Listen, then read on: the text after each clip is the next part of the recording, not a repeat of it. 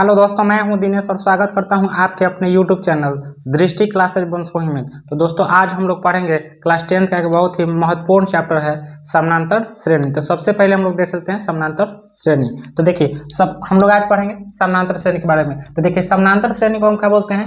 Arithmetic progression. तो arithmetic progression बोलते हैं। तो देखिए, इसमें का ए ले लेंगे या इसमें का पी, तो इसे हम क्या बोलते हैं? एपी भी बोलते हैं। शॉर्ट फॉर्म में क्या बोलते हैं? एपी बोलते हैं। अब देखिए, समानांतर श्रेणी में होता क्या है कि दो तीन टर्म आते हैं। सबसे पहले हमारा कौन सी आएगा? ए। तो ए जो होता है, देखिए क्या होता है? प्रथम पद। उसके बाद इसको बोलते हैं फर्स्ट टर्म। फिर होता है डी, एक आता है डी को बोलेंगे हम सार्वंतर या फिर पदांतर बोलते हैं। इसको बोलते हैं the common difference between the terms. तो ये हमारा जो होता है, दो जो पद लिखा जाता है उसके बीच के अंतर को हम क्या बोलते हैं? सार्वंतर या फिर पदांतर। सार्वंतर में दिख रहा है अंतर, तो अंतर का मतलब क्या होता है? डिफरेंस। तो दो गो अंक लिखेंगे जैसे कि, तो उसको हम लोग क्या बोलेंगे? वो दोनों अंक के अंतर का बोलेंगे सार्वंतर। एन जौन होता है हमारा पदों की संख्या। तो कितना संख्या दिया हुआ है? नंबर ऑफ एन टर्म्स दिया है। उसके बाद टीएन बोलिए या फिर एल बोलिए या फिर एन बोलिए, इसको क्या बोलेंगे हम? अंतिम पद बोलते हैं। एनथ टर्म बोलेंगे। एसएन जौन हो गया आपका एन पदों का योग, इसको बोलेंगे सम ऑफ एन टर्म्स बोलेंगे। तो सबसे पहले हम एक एग्जांपल के थ्रू इसको समझते हैं कि कैसे कैसे क्या होता है। समानांतर श्रेणी को एपी भी हम लोग लिख सकते हैं। तो सबसे पहले अगर मान लीजिए कि यहाँ पे लिख दे एग्जांपल यहाँ पे लिख दे, जैसे कि यहाँ पे लिख दे अगर 2 4 6 8 10 12 डैश डैश डैश, यहाँ पे आपको 40 लिख दे। तो देखिए, सबसे पहले अभी हम पढ़े ए कौन सी है? हमारा प्रथम पद। तो देखिए, प्रथम पद इसमें कौन सी है? 2। तो सबसे पहले हमारा ए कौन सी हो जाएगा? ए बराबर, इस एग्जांपल में देखें तो ए बराबर 2 हो जाएगा। डिफरेंस हमको निकालना है। तो देखिए, सबसे पहले हम जब ये हमारा ए है तो इसको हम A1 भी मान सकते हैं। तो सब इसको हम अगर मान लें कौन सी? A1, तो ये हमारा बगल वाला क्या हो जाएगा? A2। ये क्या हो जाएगा? A3 हो जाएगा। इसके बाद ये हो जाएगा A4 डैश डैश, ऐसे ही जाते रहेगा। अब इसके बाद देखिए, ए हमारा कौन सी हो गया? 2। उसके बाद हमको निकालना है कौन सी? डी। तो देखिए, डी जो होता है, अभी हम क्या लिखे हैं आपको? सार्व अंतर पदांतर या फिर the common difference between the terms होता है। तो डी हमको निकालने के लिए क्या करेंगे कि देखिए, डी जो होता है ये दोनों अंक का क्या होता है? डिफरेंस होता है। दूसरे टर्म और पहिलका के अंतर को क्या बोलते हैं हम? डी बोलते हैं। तो सबसे पहले डी निकालने के लिए क्या हो जाएगा? A2 माइनस A1 का हो जाएगा। A2 माइनस A1 बोलिए तो भी डी हमारा आ जाएगा। या फिर आप A3 माइनस A2 कर लीजिए तभी आएगा डी। A3 माइनस A2 करिएगा फिर भी डी आ जाएगा। या फिर आप A4 माइनस A3 कर लीजिएगा फिर भी डी का मान हमको प्राप्त हो जाएगा। कहने का मतलब ये है कि समानांतर श्रेणी में होने के लिए सबसे पहले का कंडीशन यही होता है कि डी का मान क्या आना चाहिए? समान होना चाहिए। इस एग्जाम्पल में जैसे कि अगर हम डी निकालें तो कितना हो जाता है हमारा? 4 माइनस 2 बराबर कितना आ जाता? 2 आ जाता। या फिर आप A3 माइनस A2 निकालते तो 6 माइनस 4 करते हम, फिर भी हमारा 2 आ जाता। या फिर A4 माइनस A3 करते, देखिए 8 माइनस 6 करते ना, तो 8 माइनस 6 करते फिर भी 2 आ जाता। कहने का मतलब है कि डी हमेशा क्या होता है? समान होता है। और कंडीशन यही होता है कि अगर आपसे पूछा जाए कि समानांतर श्रेणी में पहचाने, तो समानांतर श्रेणी में पहचान होने के लिए पहले का कंडीशन ये होता है कि जो भी हमारा ये सीक्वेंस दिया रहेगा इसका क्या होना चाहिए? डी हमारा समान होना चाहिए, तभी क्या होता है? समानांतर श्रेणी में होता है। इसके बाद देखिए, एक दो टर्म और आते हैं, जैसे कि अब आप लोग समझ गए हो कि ए किसे कहते हैं, डी किसे कहते हैं और एन क्या है। अब देखिए, एक सूत्र आता है। सबसे पहले सूत्र से सबसे पहले हम लोग समझते हैं।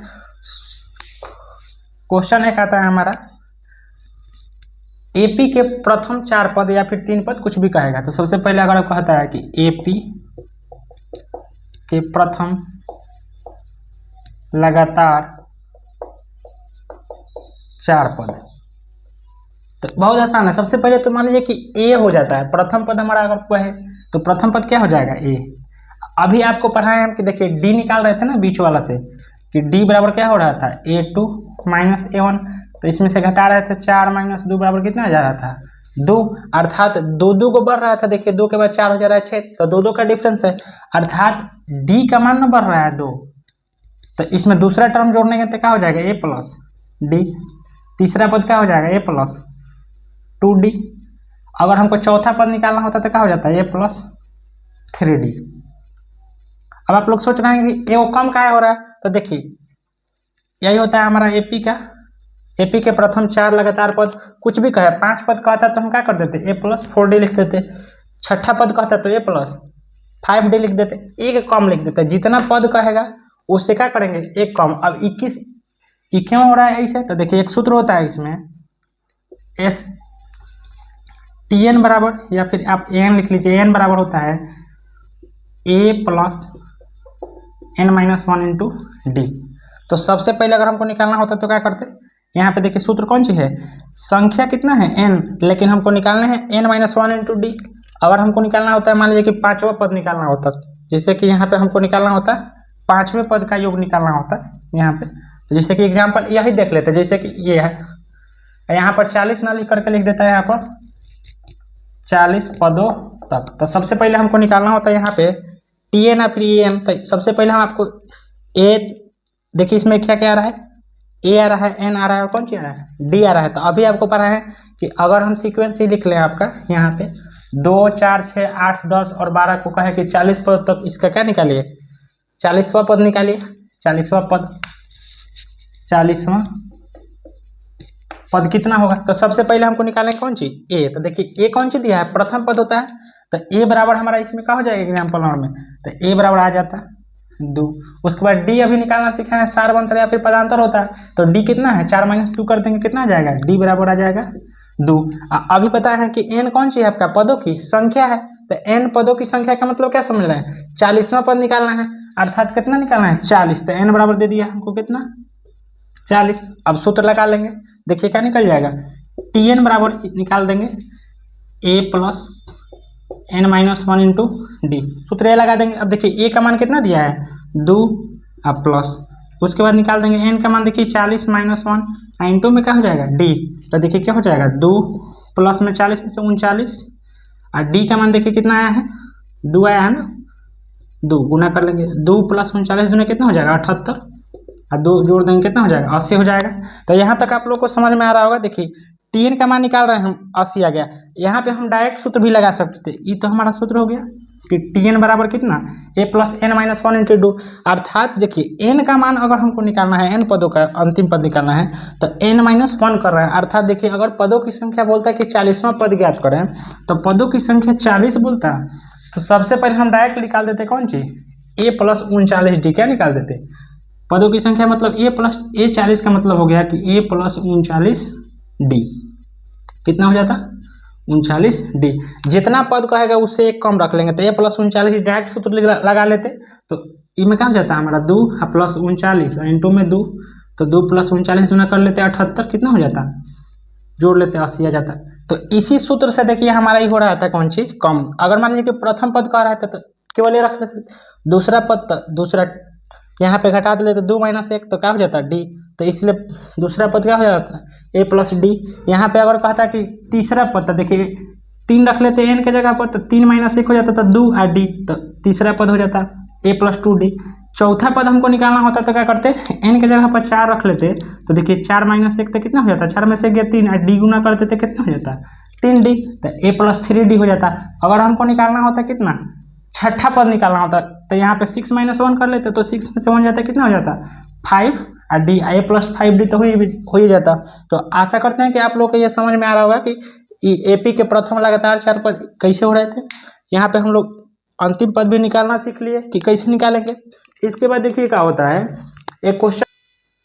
अब देखिए इसमें क्या होता है, एक और तरह का क्वेश्चन आता है कि x+2 3x + 4x + 1 AP में हो, अर्थात कौन चाहिए बताएं कि AP क्या बोलते हैं, समानांतर श्रेणी में AP में हो तो x का मान ज्ञात करें। तो सबसे पहले आपको यही हम बताए थे कि AP में होने के लिए कंडीशन क्या होना चाहिए कि AP में तभी होगा जब उसका क्या होगा, D समान होगा। क्या होगा, D समान होगा। अब आप सोच रहे हैं कि अभी D आपको बताया है कि दो पदों के बीच के क्या होता है, अंतर को हम लोग क्या बोलते हैं, D बोलते हैं, या फिर सार्वंतर बोलते हैं, या फिर पदांतर बोलते हैं। तो सबसे पहले हम D समान करेंगे, तो D बराबर सूत्र अभी क्या लिखवाए हम, A2 - A1, या फिर आपको जाना है तो A3 - A2 ऐसे लिखवाए थे। A2 A1 आप लोग पहले ही आपको समझा गए हैं कि A1 क्या होता है, प्रथम पद, दूसरा का द्वितीय, तृतीय, फिर चतुर्थ। तो अब देखिए सबसे पहले अगर मान लीजिए कि हमको डी समान करना है, एग्जाम्पल नंबर 1 ले लेते हैं हम कि अगर कह रहा है कि x + 2 3x और 4x + 1 एपी में हो तो x का मान ज्ञात करें। तो x का मान निकालने के लिए सबसे पहले अगर इस समानांतर श्रेणी में है तो इसका डी समान होगा, तभी तो इस समानांतर श्रेणी में होगा। तो देखिए a2 - a1 करेंगे थोड़ी देर के लिए, इसको a1 मान लें, इसको a2 मान लें, इसको a3। तो ये हमारा क्या हो जाएगा, a2 - a1 हो जाएगा कौन चीज, a2 - a1 equal to a3 - a2। ये दोनों समान होगा, दोनों का डिफरेंस तभी तो होगा हमारा। तो ये हो जाएगा a3 - a2। अब देखिए a2 का मान कितना दिया है, 3x है, तो यहाँ पे रख देंगे 3x माइनस a1 का मान देखिए क्या आया है, x + 2 रख देंगे बराबर। अब देखिए a3 का मान कितना आया हुआ हमारा, 4x + 1 है, तो 4x + 1 माइनस a2 का मान अभी हम निकाल के आए कौन सी 3x, तो 3x रख लेंगे।